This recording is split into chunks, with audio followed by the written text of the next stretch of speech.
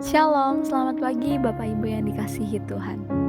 Hari ini perenungan firman Tuhan terambil di dalam Roma pasal yang pertama ayat yang ke-18 hingga ayat yang ke-32.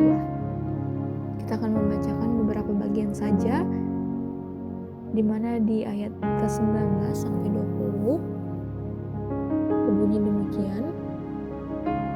Karena apa yang dapat mereka ketahui tentang Allah nyata bagi mereka, sebab Allah telah menyatakannya kepada mereka.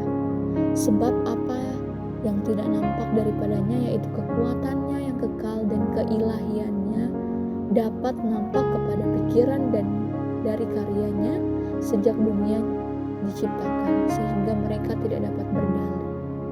Kemudian di ayat yang ke-28 sampai ayat yang ke-32 berbunyi demikian. Dan karena mereka tidak merasa perlu untuk mengakui Allah, maka Allah menyerahkan mereka kepada pikiran-pikiran yang terkutuk, sehingga mereka melakukan apa yang tidak pantas, penuh dengan rupa-rupa kelaliman, kejahatan, keserakahan, dan kebusukan, penuh dengan dengki, pembunuhan, perselisihan, tipu muslihat, dan kefasikan. Mereka adalah pemufat, pemfitnah, pembenci Allah, kurang ajar, congkak, sombong, pandai dalam kejahatan, tidak taat kepada orang tua, tidak berakal, tidak setia, tidak penyayang, tidak mengenal belas kasihan. Sebab walaupun mereka mengetahui tuntutan-tuntutan hukum Allah, yaitu bahwa setiap orang yang melakukan hal demikian patut dihukum mati, mereka bukan saja melakukannya sendiri, tetapi mereka juga setuju dengan mereka yang melakukannya. Demikianlah bunyi firman Tuhan. Berbahagialah setiap kita yang melakukan firman Tuhan dan kehidupan kita. Bapak Ibu Saudara, manusia tidak lepas dari kondisi ataupun dosa, bahkan acap kali mengeluh dan mencemooh terhadap situasi yang belum bisa dimengerti. Hikmat manusia merujuk pada pemahaman manusia yang terbatas dan tidak mampu memahami kebenaran yang sebenarnya. Seperti berita tentang Yesus yang disalibkan. Hikmat manusia ini tidak dapat menggantikan kebijaksanaan dan kebenaran Allah. Paulus dalam penulisannya di kitab Roma ini tentang menggunakan kata tuduhan yang dilontarkan kepada orang-orang yang hanya berhikmat manusia, yaitu bodoh atau kebodohan, dalam pembelaan Injil salib yang ia beritakan. Bagi mereka yang menolak menerima berita tentang Allah, yang menyatakan karyanya melalui seorang Yahudi yang tersalib, hal tersebut akan terlihat seperti suatu kebodohan dalam pemikiran manusia. Dosa juga memancing murka Allah dalam ayat yang ke-18 sampai ayat yang ke-32. Paulus menegaskan bahwa dosa memancing murka Allah bukan hanya karena sifatnya yang melawan kodrat, melainkan lebih dari itu. Maka Bapak Ibu Saudara, konsekuensi dari dosa adalah murka Allah yang dapat menimpa manusia dan mempengaruhi hubungan kita dengannya. Dosa juga membuat manusia menolak kebenaran Allah dan hidup dalam kegelapan dosa. Bapak Ibu Saudara, kita adalah manusia yang hidup dalam dosa, di mana kita menolak kebenaran Allah dan hidup dalam kegelapan dosa. Kita menerima akibat dan sebab dari dosa, yaitu kita dijauhkan dari Allah dan kebenarannya.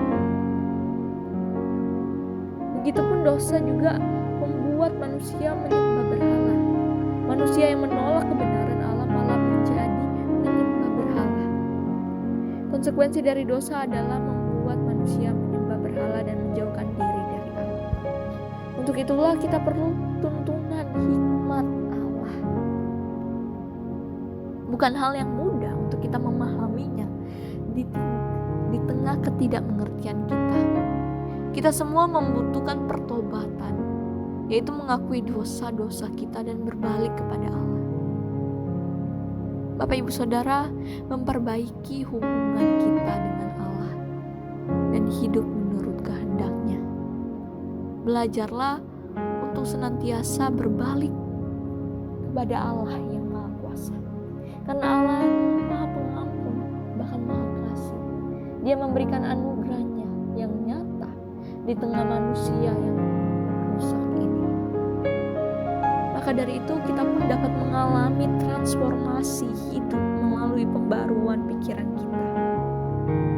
Kita harus memperbarui pikiran kita dengan firman Allah dan hidup menurut kehendaknya.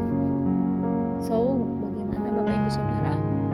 Apakah kita masih mau terus berpaut kepada hikmat manusia, hikmat kita sendiri, ataukah kita mau berbalik kepada hikmat Allah yang senantiasa mengampuni, merangkul kita, bahkan merengkuh kehidupan kita yang penuh dosa ini. Bapak Ibu Saudara, kita perlu berbalik kepadanya, melihat akan karya penyelamatannya. Maka jangan terus-teruslah hidup di dalam dosa itu. Mari kita berdoa. Tuhan Yesus, kami bersyukur sekali lagi di mana Tuhan masih menempatkan setiap kami untuk hidup di dalam kasih karunia. Tuhan, kami rindu berdoa untuk setiap kami sebagai pribadi yang hidup dalam kebenaran kasih Kristus Tuhan. Kami rindu juga berdoa Tuhan untuk setiap kami mungkin yang masih bergumul di dalam keterbatasan dan kelemahan kami sebagai manusia yang berdosa Tuhan. Tolong ampuni dan sucikan setiap kami untuk terus dibarui oleh firman, untuk selalu belajar mengandalkan, bahkan menyerahkan diri kami seutuhnya kepada kebenaran Allah. Dan kami rindu juga berdoa untuk saudara kami yang berulang tahun, Alicia Dorcas, ke dalam tangan-Mu. Tuhan, pimpin setiap hal yang digumulkan, baik setiap apa yang dikerjakan. Tuhan yang menuntun dan memampukan, berikan kesehatan selalu, hikmat dan kebijaksanaan kepadanya. Kami menyerahkan semua ini ke dalam tangan-Mu yang penuh pengasih. Hanya di dalam nama Yesus Kristus kami berdoa dan mengucap syukur.